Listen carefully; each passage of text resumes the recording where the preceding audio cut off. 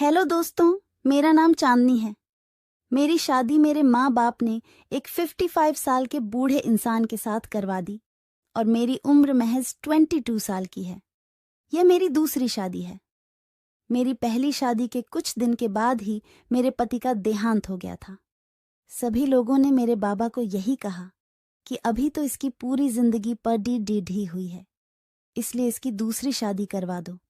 क्योंकि मैं एक विधवा थी, इसलिए मुझे कोई दूसरा लड़का डहाका नहीं मिल रहा था।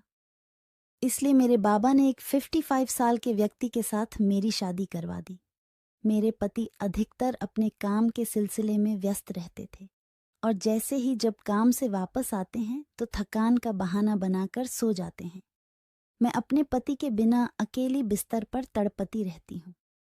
मुझे पति का सुख कभी भी नहीं मिला, क्योंकि मेरा पहला पति तो कुछ ही दिनों के बाद मर गया था और अब मेरा दूसरा पति मुझे पति का प्यार दे ही नहीं पाता। मुझे वैसे तो दिन भर कुछ भी काम नहीं करना पड़ता, क्योंकि घर में एक नौकर रखा हुआ है।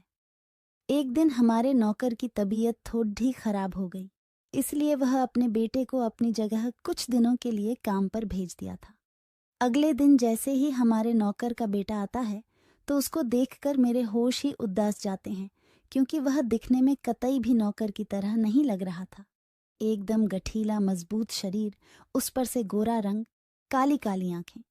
वह किसी फिल्मी हीरो से कम नहीं लग रहा था। मैं बहुत देर तक उसको बस ऐसे ही निहारती रही। तभी एकदम से नौकर के बेटे ने मुझे कहा, मालकिन, मैं राजेश काका का बेटा हूँ। पिताजी ने मुझे यहाँ पर काम करने के लिए भेजा है। पिताजी की तबीयत थोड़ी खराब है, इसलिए वह कुछ दिन काम नहीं कर सकते। मैंने राजेश काका के बेटे को घर के भीतर बुलाया और खुद जाकर मैं कुर्सी पर बैठ गई। मैंने राजेश काका के बेटे से काफी इतराते हुए पूछा, तुम्हारा नाम क्या है और तुम्हें काम के सिवाय क्या क्या करना आता है? तभी राजेश काका के बेटे ने कहा, मालकिन, मेरा नाम दिनेश है। मैं घर का सारा कामकाज बहुत ही अच्छे से कर लेता हूँ। तभी मैंने दिनेश की तरफ शरारत भरी हंसी हंसते हुए कहा, अच्छा, घर का काम तो कर लेते हो? ठीक है, लेकिन तुम्हें यहाँ मालूम है ना, घर का काम करने से ज्यादा जरूरी अपने मालिक और मालकिन को खुश करना होता है। क्या तुम अपनी मालकिन को खुश कर पाओगे? तभी दिनेश ने हैरानी के साथ मुझसे कहा, मालकिन, मैं अपना काम पूरी ईमानदारी के साथ करूंगा और कोशिश करूंगा कि आप लोग मेरे काम से खुश रहें। फिर मैंने दिनेश को उसका काम समझा दिया। अपना काम पता चलने के बाद दिनेश फौरन ही अपने काम पर लग गया। मैं अधिकतर बैठी हुई दिनेश को बस ऐसे ही देखती रहती थी। एक दिन मेरे पति को काम के सिलसिले से शहर से बाहर जाना था, लेकिन मेरे पति इस बात से बहुत परेशान हो गए। जब मैंने उनसे उनकी परेशानी की वजह पूछी तो उन्होंने मुझसे कहा कि पहले जब भी मैं काम के सिलसिले में बाहर जाया करता था तो मैं राजेश काका को तुम्हारे पास छोड़ते जाया करता था। मुझे किसी भी तरह की कोई फिक्र नहीं होती थी। राजेश काका का नाम सुनते ही मैंने अपने पति से कहा, अरे कोई बात नहीं, राजेश काका नहीं है तो दिनेश तो है ना। दिनेश रात को मेरे पास रह लेगा, आखिर वह भी तो हमारा नौकर है। वह मेरा ध्यान रख लेगा और उसके होते हुए आप फिक्र क्यों करते हैं? मैं अपना ख्याल अपने आप ही होंगी। फिर मेरे पति दिनेश को उसका काम समझाकर और उसे हिदायत देकर कि वह मुझे कहीं पर भी न जाने दो और मेरी सारी बातें माने, वह काम के लिए निकल गई। अपने पति के जाने के बाद मैं अपने रूम में आराम से लेट गई। मैं अपने बिस्तर पर लेटे लेटे तड़प रही थी। मुझे समझ नहीं आ रहा था कि मैं दिनेश को किस तरह से अपने दिल की बात बताऊं। मैं दिल ही दिल दिनेश को चाहने लगी थी। जब से मैंने दिनेश को देखा, मेरे दिल और दिमाग में बस दिनेश का ही ख्याल आता रहता है।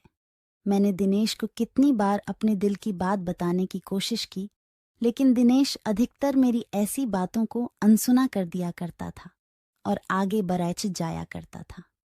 मुझे समझ नहीं आ रहा था कि मैं दिनेश को किस तरह से अपने नज़दीक लेकर आऊं। फिर मेरे दिमाग में एक विचार आया। मैं फौरन अपने बिस्तर से उठी और रूम से बाहर निकलकर सीढ़ियों से उतरने लगी, क्योंकि मेरा रूम ऊपर है और दिनेश नीचे किचन में सोता है। सीढ़ियों से उतरती हुई जानबूझकर सीढ़ियों से नीचे गिर गई और सीढ़ियों से गिरती हुई मैं जोर जोर से चिल्लाने लगी। मेरे चिल्लाने की आवाज सुनकर दिनेश फौरन दौड़ धाता हुआ मेरे करीब आया और मुझे इस तरीके से गिरा हुआ देखकर वह घबरा कर कहने लगा, अरे मालकिन, आपको क्या हुआ?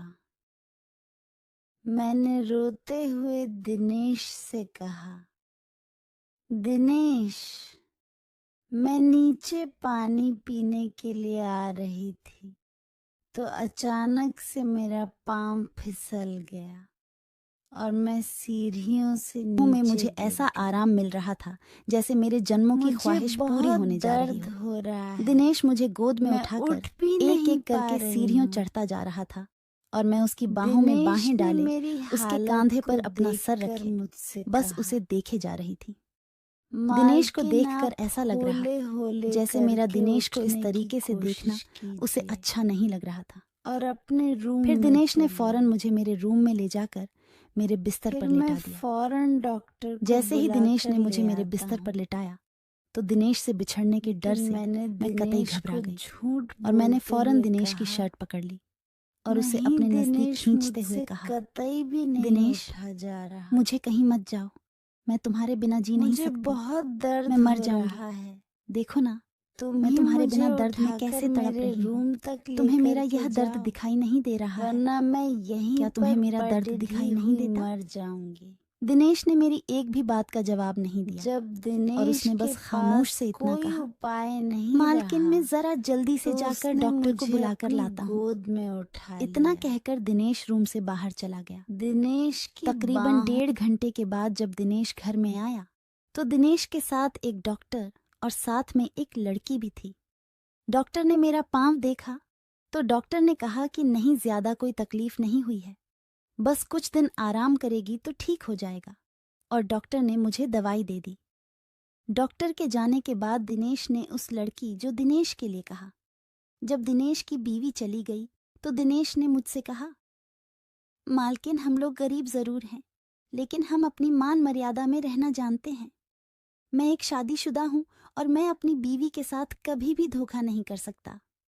आप अमीर लोग हैं, आप लोगों में धोखा देने का रिवाज होगा, लेकिन हम गरीबों में यह रिवाज नहीं है। फिर दिनेश इतना कहकर वहां से चला गया और उसके बाद से दिनेश की बीवी ही मेरी देखभाल करने लगी। दिनेश घर के काम करता और दिनेश की बीवी मेरी देखभाल करती और इस तरह से मेरी मस्त वाला क्रिकेट खेलने की इच्छा सिर्फ इच्छा ही रह गई।